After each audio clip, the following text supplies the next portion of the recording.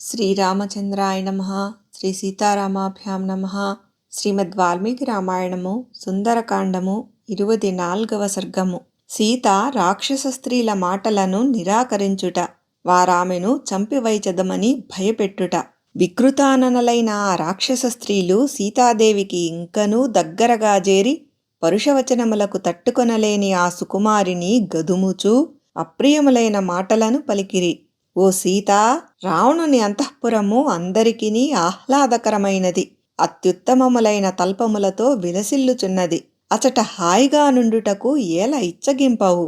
మానవకాంతవైన నీవు మనుజునకు భార్యగా ఉండుటయే గొప్పగా తలంచుచున్నావు. నీవు ఎన్నడునూ ఏ విధముగనూ రాముని చేరజాలవు కనుక ఆయన నుండి నీ మనస్సును మరల్చుకొనుము. రాక్షసేంద్రుడైన రావణుడు ముల్లోకములయందలి సర్వ సంపదలకునూ అధికారి.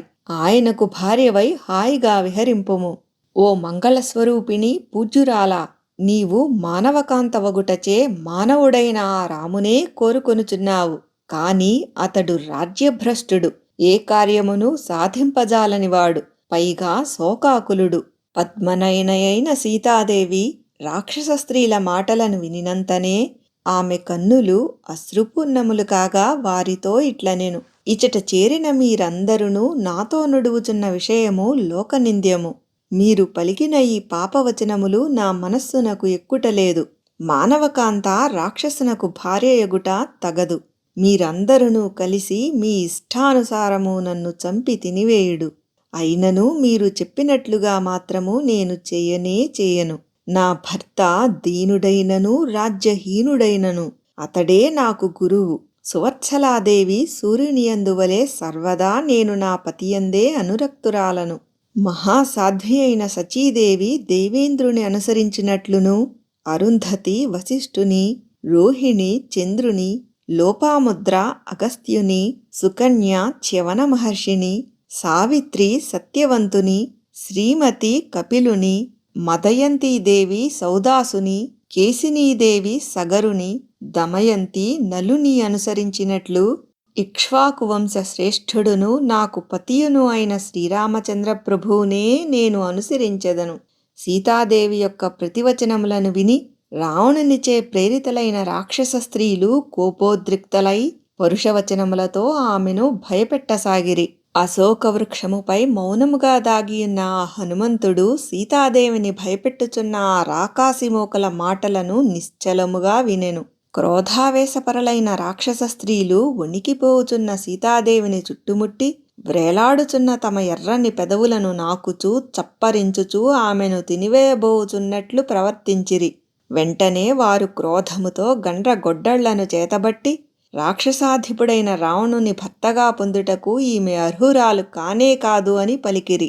భయంకర రాక్షస స్త్రీలు మిక్కిలి బెదిరించుచుండగా వరాననయైన సీతాదేవి పొరలి వచ్చుచున్న కన్నీటిని తుడుచుకొనుచూ హనుమంతుడు కూర్చొనియున్న అశోకవృక్షము యొక్క మూలమునకు జరిగెను. అట్లు శింసుపావృక్ష సమీపమునకు చేరిన సీతాదేవిని రాక్షస స్త్రీలు చుట్టుముట్టిరి. అప్పుడా విశాలాక్షి శోకమగ్నయ్యెను. ఆ రాకాసిమూకలు దీనవదనయు, మాసిన వస్త్రములను ధరించినదియు, బక్క చిక్కినదియు అయిన ఆ సీతాదేవి చుట్టూనూ చేరి హెచ్చరికలతో ఆమెను బెదిరింపసాగెను. చూచువారికి భయమును గొల్పునదియు, కోపదృష్టితో ఉన్నదియు, వంకర టింకరగానున్నదియు, ఎత్తైన పొట్టగలదియు అయిన వినతాయను రక్కసి అప్పుడు ఇట్లు నుడివెను. ఓ సీత, ఇంతవరకును నీ పతిపై నీవు చూపిన ప్రేమ ఇక చాలును. ఏ విషయమునైనను అతిగా ప్రవర్తించినచో అది కష్టములకు దారితీయును. ఓ సీత, ఒక మానవకాంత ధర్మమును నీవు బాగుగా ఆచరించితివి. చాలా సంతోషము. నీకు మేలు కలుగుగాక. నీ హితమునకే నేను నుడువుచున్న మాటను కూడా పాటింపుము. రావణుడు గొప్ప పరాక్రమశాలి, మిక్కిలి రూపసి, భోగానుభవమున దేవేంద్రుని వంటివాడు, కడు సమర్థుడు, త్యాగశీలుడు, అందరికినీ ఆనందమును గూర్చువాడు. అంతేకాదు అతడు రాక్షస ప్రభువు. అట్టి రావణుని నీవు భర్తగా సేవింపుము. మానవుడు దీనుడు అయిన రాముని త్యజించి రావణుని ఆశ్రయింపుము. ఓ వైదేహి, నేటి నుండి దివ్యములైన మైపూతలతో అమూల్యమైన ఆభరణములతో వెలుగొందుచు ఓ మంగళస్వరూపిణి, అగ్నిదేవునకు స్వాహాదేవి వలె దేవేంద్రునకు సచీదేవి వలె నీవు రావణునకు భార్యవై సర్వలోకములకును రాణివగుము. దీనుడైన రాముడు ఆయువు తీరనున్నవాడు. అట్టివానితో నీకేమి పని? నేను చెప్పిన ఈ మాటలు నీవు విననిచో మేమందరము ఈ క్షణముననే నిన్ను భక్షించి వేయగలము. వ్రేలాడుచున్న స్తనములు గలిగిన వికటాయను మరియొక రాక్షసి కుపితయై పిడికిలి బిగించి సీతను భయపెట్టుచూ ఇట్లు పలికెను. ఓ సీత, నీవు బుద్ధిహీనురాలవు. ఇంతవరకును మాకు అప్రియమైన మాటలను ఎన్నో పలికితివి. అయినను నీ మీద జాలిపడి మంచితనముతో వాటినన్నింటినీ సహించితిమి. ఓ మైథిలి, కాలానుగుణముగా నీకు హితకరమైన మాటలనే మేము పలుకుచుంటిమి. వాటిని నీవు వినుటలేదు. సముద్రము యొక్క ఈవలి తీరమునకు నీవు తీసుకుని రాబడితివి. ఇతరులెవ్వరునూ ఇచ్చటికి చేరజాలరు. ఓ మైథిలి, శత్రు భయంకరమైన రావణాంతఃపురమున నీవు ఉంచబడితివి. రావణ గృహమునందు బంధింపబడిన నిన్ను మేము కాపలా కాయుచుంటిమి. సాక్షాత్తు ఆ దేవేంద్రుడు సైతము నిన్ను రక్షింపజాలడు. కావున ఓ మైథిలి, నీ హితము గోరి చెప్పుచున్న నా మాటలను పాటింపుము. ఓ సీతాదేవి, ఏడుపును చాలింపుము. అనర్థదాయకమైన నీ శోకమును వీడుము. అనుక్షణము దైన్యముతో నుండుట మానుము. సంతోషముతో ప్రియముగా మెలగుము. భయస్వభావము గల ఓ సీత, స్త్రీల యవ్వనము స్థిరముగా నిలిచియుండదు. దాని శోభలు క్రమముగా క్షీణించును. ఈ విషయమును నీవునూ ఎరుగుదువు. కనుక నీవు రావణునితో హాయిగా రమింపుము.